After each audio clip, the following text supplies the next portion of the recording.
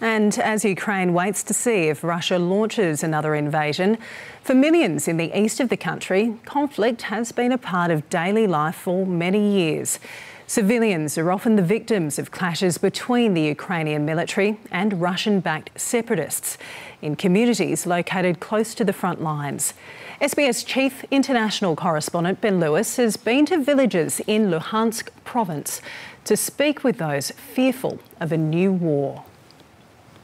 It's 3 o'clock and students from Troitska school pile into the bus for the trip home. There are dozens of children enrolled here, all keen to learn. Most dissolve into giggles when they see our camera. Normal kids, but there's nothing normal about this situation.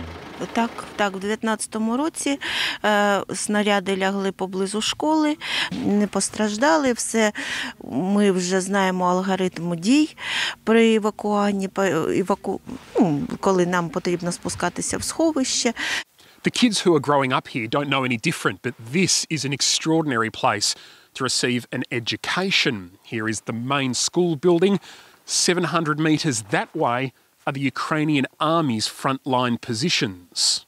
The prospect of a new war with a far stronger enemy terrifies this community. Мені дуже б не хотілося, та нікому б не хотілося, щоб ми воювали, щоб повернулася війна. Сім'ї страждають, діти страждають, люди страждають. Ні, не можна цього допустити. The nearby village of Novosvanyivka looks deserted. Most of the properties are empty. When fighting began between the Ukrainian army and the separatists in 2014, those who could afford to leave did. For mother of 6 Lada, that wasn't an option, and so she raised her family in a war zone.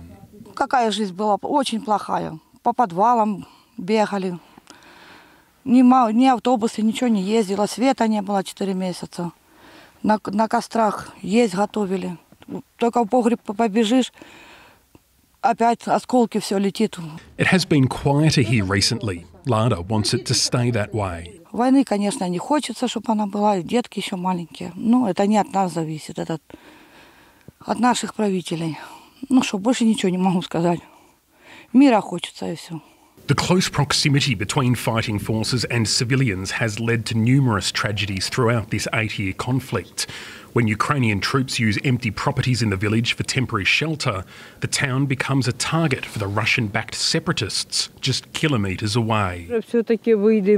Elena knows exactly where the shelling comes from, pointing out the launch positions on the hills in the distance. She says a prayer as she enters the property she now calls home. It's barely fit for habitation. Her actual home was destroyed by shelling. Я не змогла там жити. У мене хата зовсім і сарай. Там була коровка. Я її розрізала. А вона дивиться на мене і каже: "Мама, отдай мені жити."